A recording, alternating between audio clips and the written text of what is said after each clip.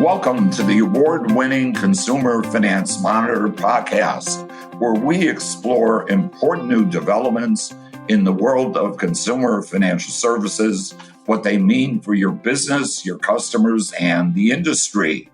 This is a weekly show brought to you by the Consumer Financial Services Group at the Ballard Spahr law firm. And I'm your host, Alan Kaplinsky. I'm the founder and former practice group leader for 25 years, and now senior counsel of the Consumer Financial Services Group at Ballard Spahr. And I'll be moderating today's program.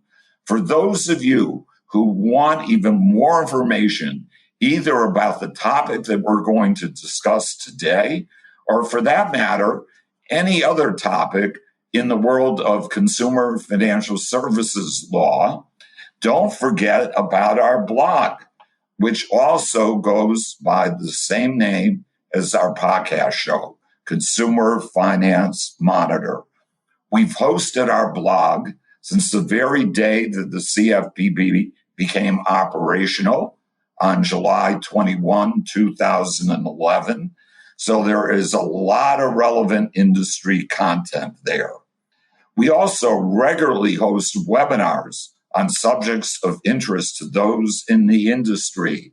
So to subscribe to our blog and to get on the list for our webinars, please visit us at ballardspahr.com.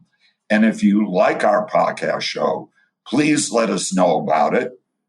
You can leave us a review on Apple Podcasts, YouTube, Spotify, or for that matter, wherever you are listening, whatever platform you are using to access the podcast today. Also, please let us know if you have any ideas for other topics that we should consider covering or speakers that we should consider inviting as guests on our show. So let me say a few things about our program today. I'm very pleased to welcome back to our podcast show, but not only that, to our firm, a former Ballard Spahr colleague and a longtime friend of our Consumer Financial Services Group, Steven Burt. Steve, it's been a long time, I guess about 9 years altogether, but we are absolutely thrilled to death that you have rejoined our firm and you have rejoined our Consumer Financial Services Group. Thank you, Alan. I'm thrilled to be back. I spent my first 9 years as a lawyer at Ballard Spahr and really enjoyed my time with the firm. And now I've been away for 9 years. Feels kind of poetic to be back, but I'm thrilled to be back at the firm and with you today. Great. So let me just tell people a little bit about what you've done, but I'm going to let you expand upon it in a moment. In Steve's last in-house role in the solar industry, and he's had, I think, 3 different positions with companies that are engaged in solar, residential solar energy. He really had a front row seat to the evolution of the solar and renewable energy markets and how consumer finance principles intersect with that industry. Most recently, he led the public policy and government affairs function for a residential solar company, and in that capacity was heavily involved in working with federal officials and Congress with issues that affect the solar industry. So during today's episode, we'll talk at first about how Steve made that transition from being a traditional consumer finance, financial services lawyer to going in-house in the solar energy space, and why that move made perfect sense at the time that Steve made the move. And Steve will explain, why he did it and his experience, because that has a direct bearing on what he's going to be doing since he has rejoined Ballard Spahr and our Consumer Financial Services Group. We're going to explore how the solar industry is structured, from residential and community solar to commercial and utility scale operations, and discuss how the Trump administration's second term is reshaping federal energy priorities. Steve will share his insights on what specific policy actions have already been taken, what's anticipated in the future, and how they have affected the solar energy industry, and what we might expect as a result of implementation of the so-called One Big Beautiful Bill. And we'll get into that in more detail. And most importantly, and I really underscore that, we're going to talk about the tremendous opportunities, notwithstanding Trump 2.0, that still exist in the solar energy space, even during the remainder of Trump's term.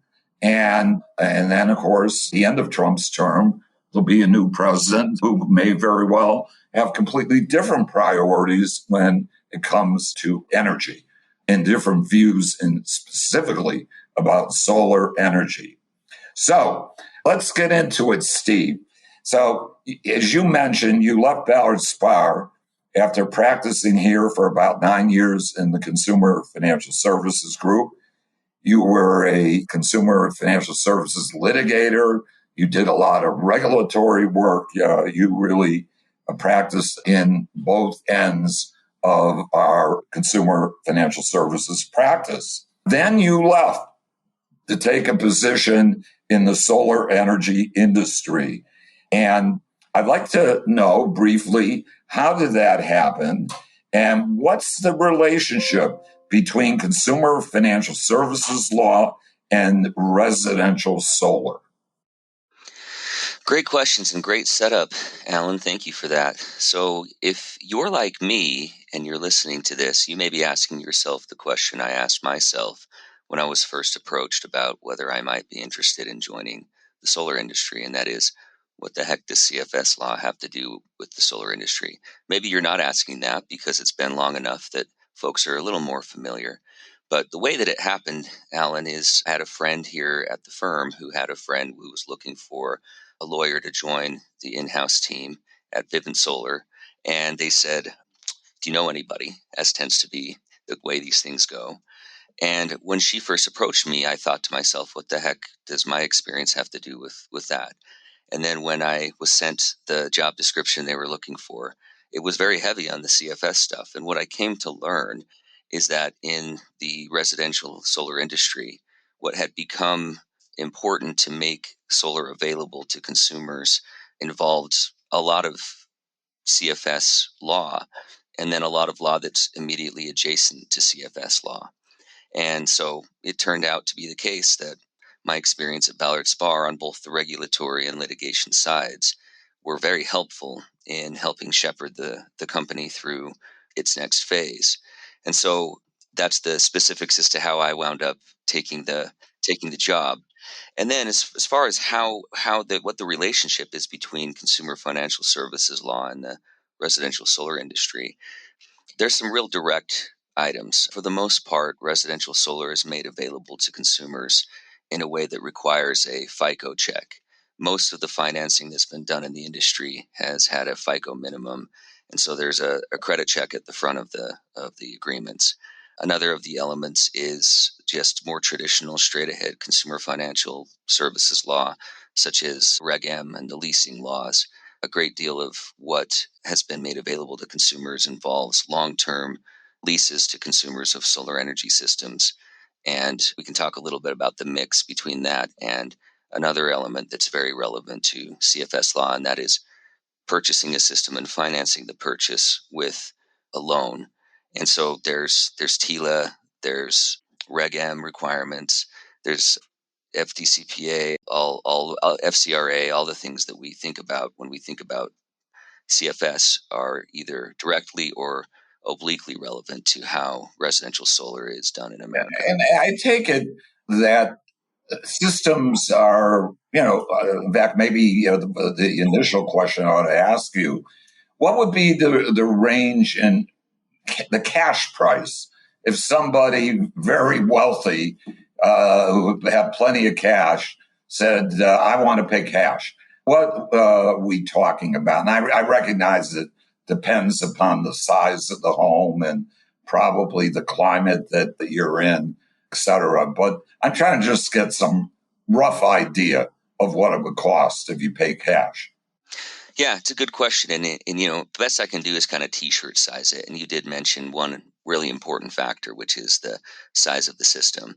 And other elements play a role, such as whether or not there's going to be a battery storage element as part of the system. But I mean, it does vary, but I would say maybe between $20,000 and $40,000 outlay. 20 for a smaller system on a smaller home with a smaller electricity need. It can go much, much further north of 40. But that's, for a modest size home and a modest electrical load and an attempt to try to offset close to the full usage of the customer without anticipating future increases in usage. That's a relatively, reasonable way to think about it. Larger home, more usage, higher. That's probably on the smaller side, but that's the kind of home that I was accustomed to working with. Yeah. And I guess it's fair to say that given the kind of prices that, or the price range that you mentioned, there aren't too many people who can afford to pay cash, that have that much cash laying around. And so I would guess that the overwhelming majority of people are financing or leasing the equipment. Is that accurate? Yeah, that's right. I think most homeowners, the numbers would probably not surprise folks.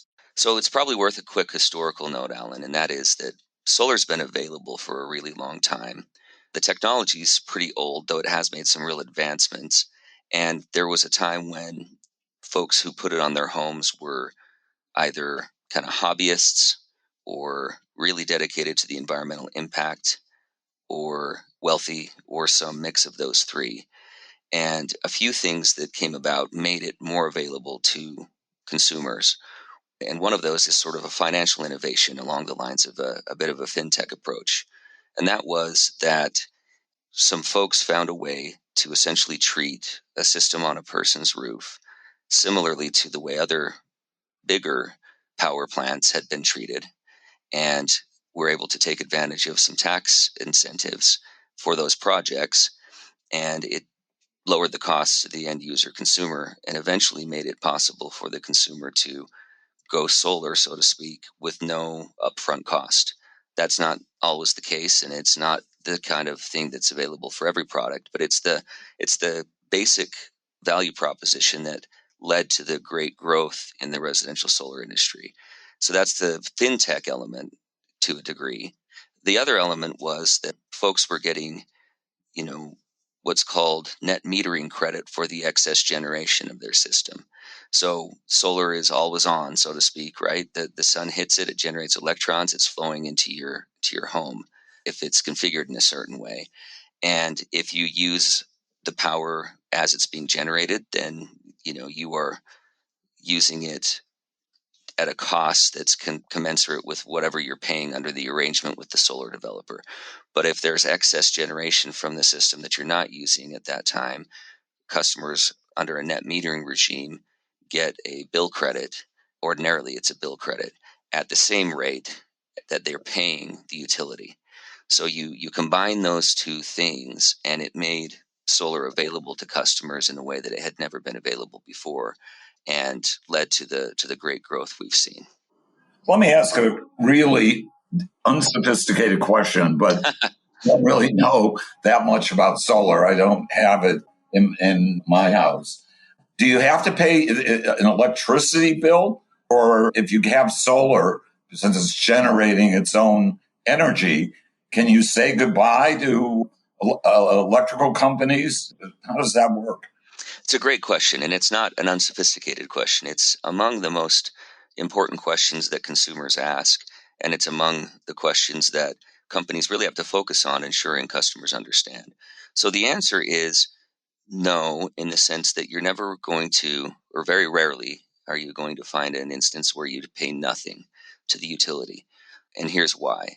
Even if you're generating enough power to power your home, plus credits against any power you need from the utility, because you will always need to have access to that power, you will always pay some sort of set of fees or non-bypassable charges just to be connected to the electrical grid.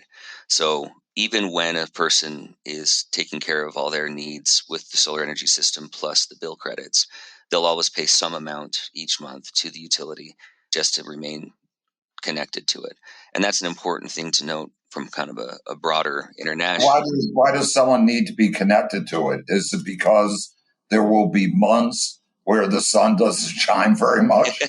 Yeah, that's one reason. Another is that very few installations in America are not what is called grid tied, which means connected to the utility grid.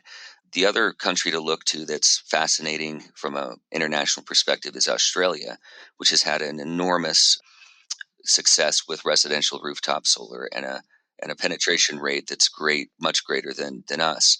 And many of those installations are what are called off grid, which means you can power the home entirely with the system, and it is not connected to the utility grid. So to your question specifically, it is because the system is generating power when the sun is shining and is not when it's not. And so you're going to need at night and other times to have a source of power, which is going to be your utility. Now, you can, and folks are doing this more and more, have a sufficient amount of energy storage paired with the solar energy system such that, off-grid applications are not impossible these days, but they remain unusual in my experience. And we can get into this a little bit later, but one of the reasons for it is not only can you have battery storage to provide you power when you need it, when the solar energy is not available, or during backup events when the power from the utility is unavailable, there's opportunities to have your power that's stored in your battery made available to grid operators for various programs. I see. Okay. Let me move on to a different area. It seems that most people think of the solar industry as a bit of a monolith, but it includes a number of different market segments, as I understand, at least from the reading that I've done. How would you describe those segments? It's a great question, and it is kind of thought of that way. When people speak in terms of the solar industry and ask really important but difficult to answer questions like we're trying to tackle today, which is, how is this or that affected the solar industry? It's important to remember that the industry comprises a lot of different applications of that technology. So starting at sort of the biggest and moving in the direction toward the smaller applications, you have what's called utility scale solar, which is as it sounds. It's the things you sometimes see on TV where there's a very large expanse of land that's been set aside for generating a certain amount of power for a large quantity of consumers. Then kind of going the next level down from a size perspective, you have commercial solar and community solar. Size may not be the best way to think about this, so I'll just talk about commercial next, which is an application in which you're serving commercial customers. It can be still in sort of an open field, or it could be an application on the built environment like a warehouse, but it's intended to serve businesses, schools, other kind of commercial needs, and it can be pretty large as well. Then you have community solar applications in which there's a place designated for the generation of power, and then you've got businesses and residences that can essentially subscribe to some amount of the power generated by that community solar development. Sometimes they're getting the power directly. Sometimes they're doing it through a subscription model where the amount of energy generated is being fed into the utility grid, and then that person's relationship with the utility is different based on their buying essentially a certain amount of the power from the utility that has been generated by the community solar application. And then you have the one I'm most familiar with, and the one I think people kind of intuitively think about, which is residential rooftop. And that's when you have a solar energy system, installed on your roof, connected to your panel and grid tied. So it's tied to the grid. And then you benefit from the power it generates and then also from the excess generation, provided you're getting credits back from the utility. Right, right. So let's turn to the Trump administration. And for shorthand, I'll call it Trump 2.0, because I think during Trump 1.0, I don't think he had much of an impact on solar energy, although you can correct me if I'm wrong there. But during Trump 2.0, he's definitely had an impact. And it seems like for the remainder of his term, he's going to continue to have an impact. Can you describe to our listeners exactly what he has done in the solar space? Sure. Yeah. And quickly to your initial comment, yes, during Trump 1.0, there were policies enacted and things done that affected the industry. And I'll talk a little bit about that in a moment, but it's certainly been a very different story in Trump 2.0. And so from day one, and literally day one of the many executive orders that the president issued on that first day in office was one called Unleashing American Energy. And it's worth reviewing for your listeners. And it sort of portended what was to come over the next several months, but there was still some hope when that executive order was issued that the president would follow a strategy that had been supported by many Republicans and Democrats alike. And that was the idea of an all of the above energy strategy, which is something that I still think polls certainly show most people support. And I think from a policy perspective is a sounder way to proceed.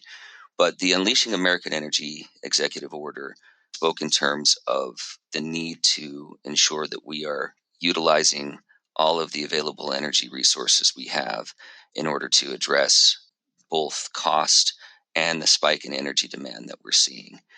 And so what then ended up happening over the course of the next several months is it became clear that American energy, or the all of the above energy strategy, was going to at least not prioritize and in some instances exclude renewables from that mix. And so as the administration went forward, there were several different actions taken from a executive branch perspective, and then eventually in the One Big Beautiful Bill Act that made clear that the priority was going to be conventional fossil fuel energy sources. And so, without going into too much detail, though, if any of your listeners would like to go into that detail, I'm happy to do it. It would take up too much time on this podcast. The directive had been given from the top that there would be a deprioritization of anything that looked like what Trump had been calling the Green New Scam. So there had been a lot of developments in the Biden administration toward encouraging renewables to get online.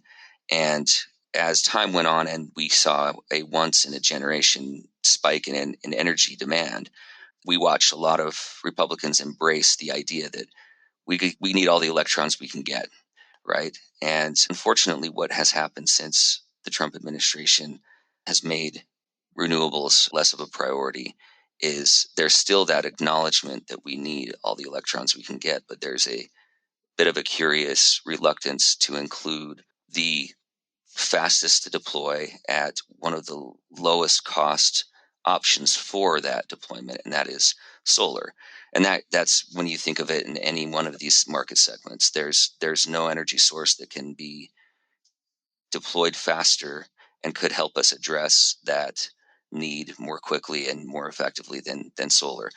But what we see instead is the cancellation of projects that are underway, the cancellation of programs that had been underway, and an attempt to shift those resources to coal and natural gas and nuclear development. And so that's at a high level what we've seen. Yeah. But why has he actually come out against solar energy? Has he given? I mean, I can understand that we're going to need more energy, particularly with the proliferation of AI and the need, for extraordinary amount of energy to, essentially propel that technology. I mean, I've seen some of the figures that have been talked about, and I wonder, even if you throw in coal and you have solar and wind, there still isn't going to be enough. The country's going to have to do more. So why is it that you singled out solar energy and said, I don't like solar energy? I love coal. Yeah, it's a great question, and I think it's worth stopping for a moment and acknowledging that solar hasn't been singled out necessarily, but renewables generally have, and certainly solar and wind have. The large scale wind projects that have been on the cusp of their next development milestone and canceled or otherwise derailed by the administration's priorities is reflective of a pretty clear antipathy toward wind power. And the why behind it is a fascinating one. It's as much a political policy and maybe even psychological discussion to be had. But it's clear from the president's statements that he doesn't like wind power. He believes it's an eyesore. He believes that it has an environmental impact on marine life that I don't entirely understand or follow. But wind is definitely in the crosshairs as well. Now, solar was less in the crosshairs, or at least it seemed to be from a political perspective for a time. And I think it's safe to say that when the president was on better terms with Elon Musk and Elon Musk had his ear, that may have been part of what kept the focus more on wind than solar. But certainly after Elon Musk ended his time as heading Doge and then ended up kind of crossways with the president, it seemed that at that time solar started getting lumped in with wind. And one of the complaints that's made that's often levied against solar and wind is that they are power sources that are not dispatchable in the same way as a coal-fired power plant or a natural gas plant or a nuclear power plant, in the sense that you are reliant on the fuel being available when it's available, the fuel being wind and sun. And without going into too much of a wonky discussion, the fuel cost for solar and wind is zero.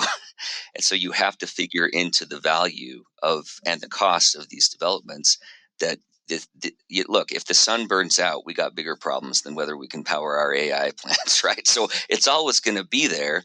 And it just makes sense to most Americans. Polls show time and again that solar is a very supported power source, but it's just been deprioritized. And the argument that's often levied against it is that it is not dispatchable. There's an intermittency in the power that it generates. Yeah. And has he done anything? Has he taken away tax credits? What specifically, if anything, has he done to reduce the amount of demand that consumers would ordinarily have or had, at least prior to Trump 2.0, to fit their house with solar energy panels? Great question. And the first thing I'll say in response is that when it comes to demand, you've got a demand from a consumer perspective for alternative power sources that cost them less. For the most part, the market data show that when customers that own homes want to add solar to their home, they do so for a mix of reasons, but one of the main reasons is that it helps them reduce their overall energy cost. And then separately, and you already alluded to this, but I'll just mention that there's an enormous demand generally for new power sources to make, not just to address the skyrocketing energy costs that everybody's seeing, but also to address the new demand for, as you mentioned, kind of AI data centers and other kinds of new developments. But back to the consumer, yes, there have been specific actions taken that are going to make it harder for end user consumers to get solar on their home. But fortunately, there's time for the industry to adjust. And I think that some of those adjustments may wind up being pretty beneficial to homeowners and to the industry. So specifically, in the earlier era, I say that as though this was a long time ago, but this last 9 months has felt like a lot more than 9 months. But certainly in January, February timeframe, there were actions taken by the Department of Energy, the EPA, and others that had been administering programs intended for the development of residential solar specifically, and specifically in disadvantaged and low and moderate income communities, which is where I was focused. The company I last worked for as their head of their public policy and government affairs function was focused on making solar available to low and moderate income consumers.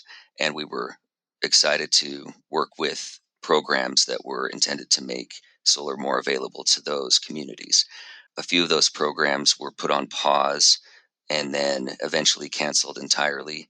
And there's now litigation pending associated with one of those, which was called the Solar for All program. And others were derailed in other ways.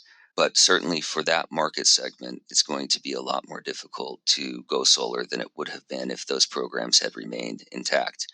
Well, were there subsidies that the federal government was providing for that segment of the market? Is that what that has taken away? Yes, the Inflation Reduction Act included an element and established what was called the Greenhouse Gas Reduction Fund. And that fund had monies available for several different applications, one of which was a program for state agencies and nonprofits to apply for funding to be used within their states that would supplement the tax credit amounts that were available and otherwise provide funding to make solar available to low and moderate income consumers. And that program, the Solar for All program, was canceled by the EPA. And like I said, there's litigation pending because those programs a couple of them were up and running. Several of them were right on the cusp of opening. And then there were other monies made available under the Greenhouse Gas Reduction Fund to other parties that were similarly trying to make investments to make solar available to those kinds of consumers. So those monies are no longer available, and it's going to make it harder to deploy solar in those kinds of communities. More generally, the investment tax credit is the parlance that most people understand. People call it the ITC. There's actually different code sections for different applications, but in general, if you install a solar energy system on your home and you buy the system yourself and you finance the purchase of the system, you were entitled to a 30% tax credit for the cost of that purchase. And people who were buying systems were very much benefiting from that. And the markets, the folks who were selling systems to consumers were reliant on that to make the project pencil for the customer.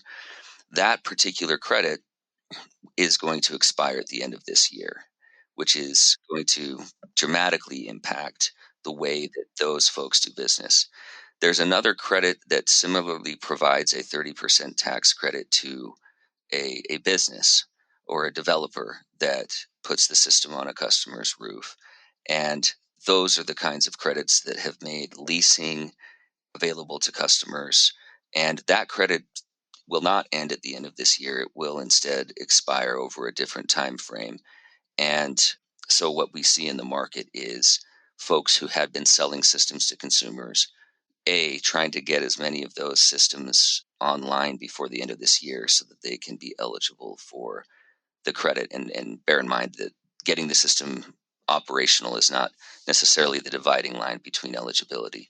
But if you are interested in that topic, certainly reach out to me. And I'd be happy to well, let me just make sure I understand here. So there is an investment tax credit that applies right now and will apply through the end of this year. But I take it there have been efforts to try to extend the duration of that credit, but there's not support for it because Trump doesn't want it. And what Trump doesn't want, the Republicans don't want.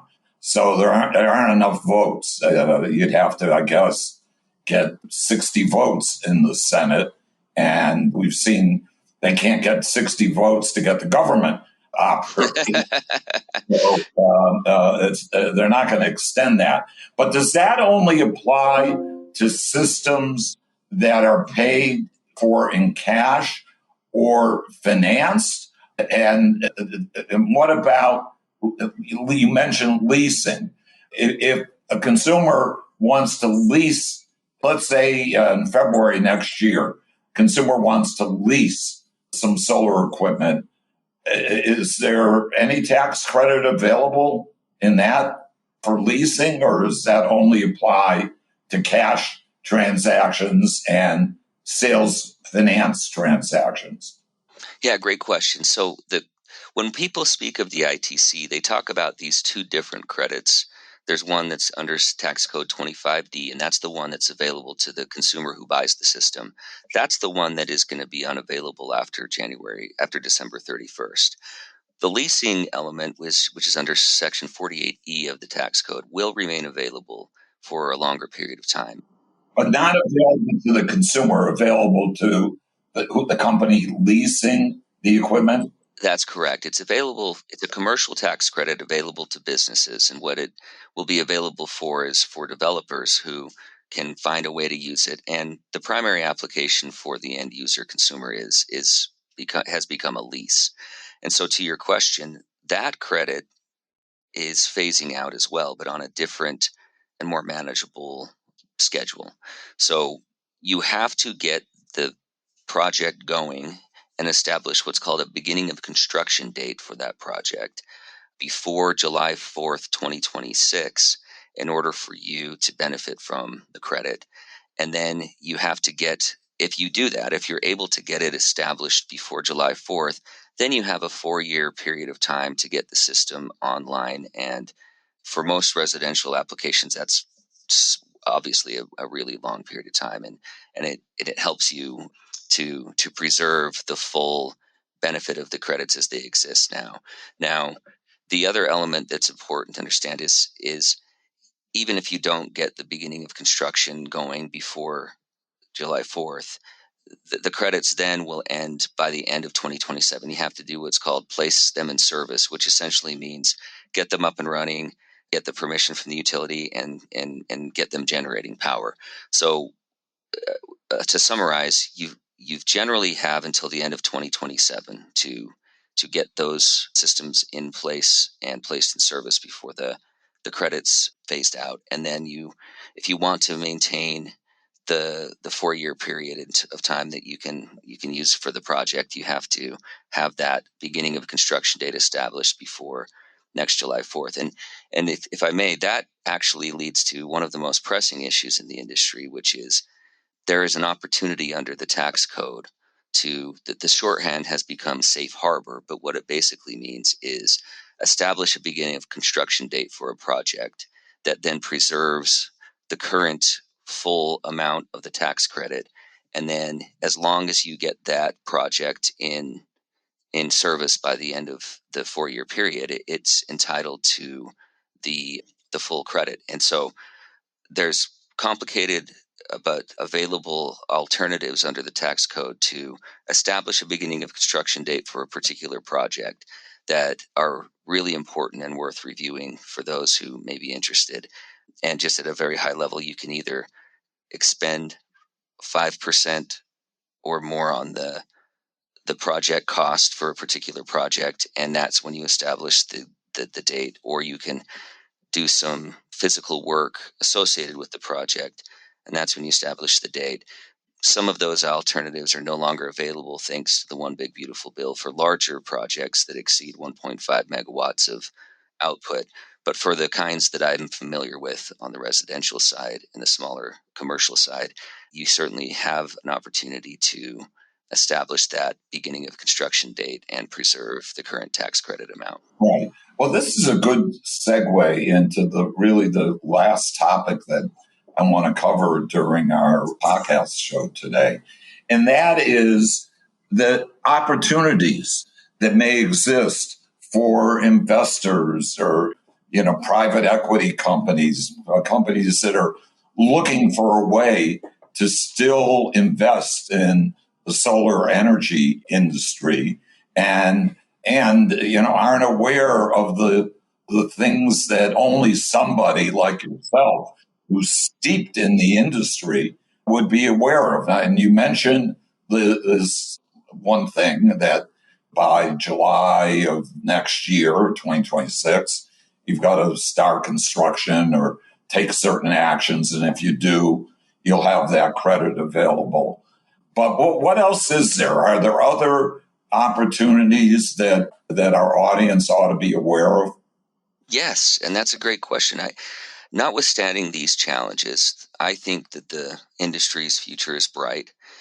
And fortunately, there have been real meaningful developments in technology and in just general sophistication and know-how in the industry that will, I believe, make it nimble enough to adjust to the new reality that's emerged in the One Big Beautiful Bill Act and the other actions that have been taken by Trump, and also the fact that solar is a popular product that people want, and it's a practical solution to a problem we're facing means this is a good time to be looking at how one can get involved in the industry. So to your question about opportunities, you know, the future for residential solar is going to be one in which there will be closer ties and closer work done at the state level than maybe has been done in the past.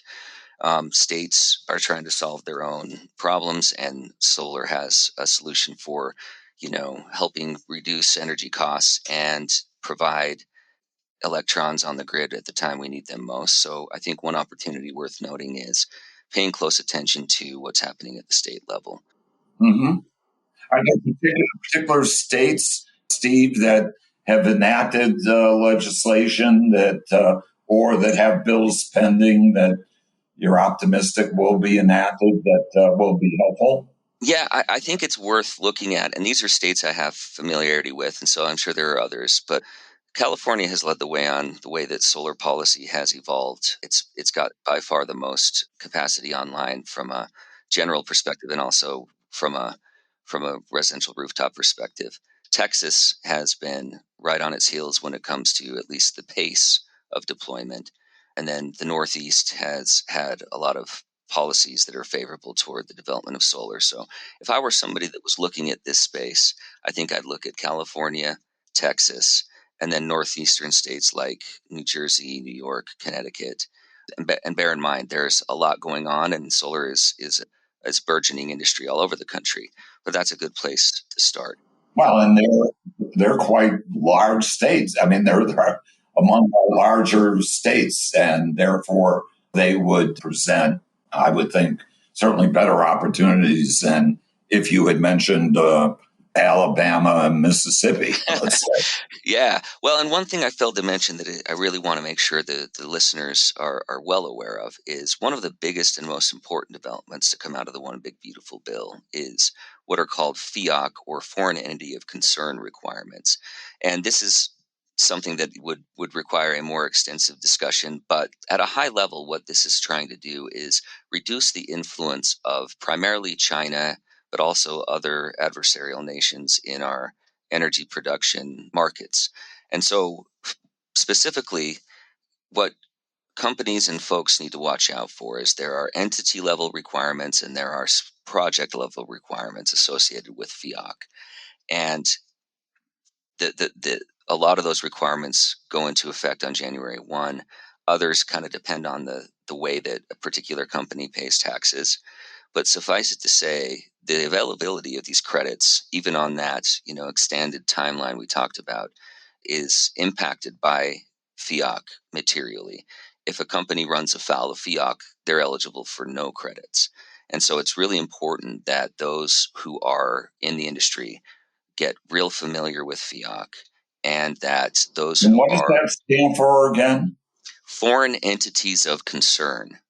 And Okay. it's a concept that has its origins in the Inflation Reduction Act, but it got a real makeover in the One Big Beautiful Bill Act. And at a high level, what it requires companies to do is determine if they meet the definition of what's called a prohibited foreign entity, or a PFE, and then and if they do meet those those elements, then they as a company are not eligible for tax credits in their developments. And then it also requires them to watch closely where and how they source equipment and the relationship their business has with the businesses that are giving them equipment, because there's another element of FEOC that is at the project level and will evaluate what proportion of the equipment that goes into a project is sourced from these prohibited foreign entities. And if if there's a certain threshold and there's an analysis and a calculation that must be done on a project by project basis, and if you exceed that threshold, then the project won't be eligible for credits. And so there's opportunities that emerge from those challenges, such as, an even more aggressive onshoring of manufacturing, which we've already seen. There's an enormous amount of solar energy and related equipment that's manufactured here in the U.S. But FEOC is a definite watch out. Yeah, got it.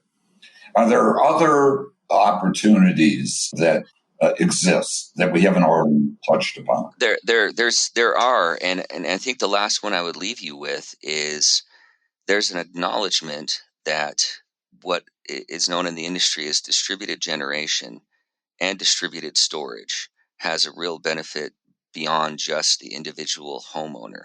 And what I mean by distributed is the idea that we've got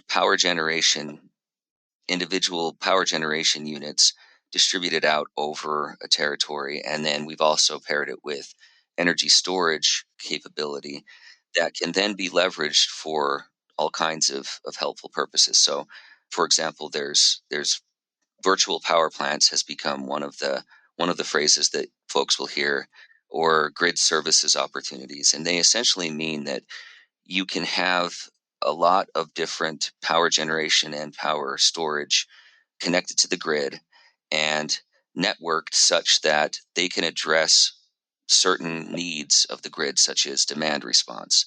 So just as a quick example, if a grid operator finds itself in need of a boost for its power generation, and it has the choice of either, buying it on a wholesale market, developing a new plant that can generate that power when needed, but sometimes will stay dormant until that need spikes, or pulling power from, several thousand different batteries in the area that then are fed into the grid and address that spike in demand. It can be of tremendous value to the broader grid operator. So I think one of the opportunities I'd highlight is closer relationships with and more opportunities between developers of residential solar and grid operators and other kinds of utility interests. Got it. Okay. So certainly sounds like the industry is still, while it's been hurt by Trump 2.0, and there's no question about that, the industry is still a vibrant industry and is going to exist, indefinitely, certainly during the remainder of the Trump term. And I guess from your own point of view, you're going to have plenty to do because there aren't too many lawyers in the country that have the expertise and the experience that you've gained during the last 9 years. Well, that's kind of you to say, and I totally agree.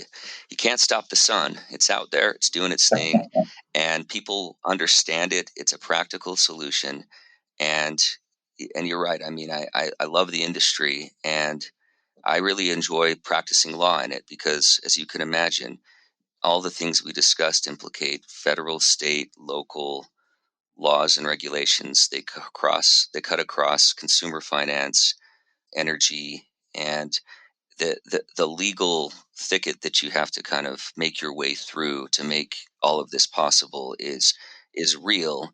And folks who are thinking about pivoting to a new way of doing things or to a new market segment, et cetera, they definitely need legal guidance to make sure that they can get from A to B. And I'm here to provide that.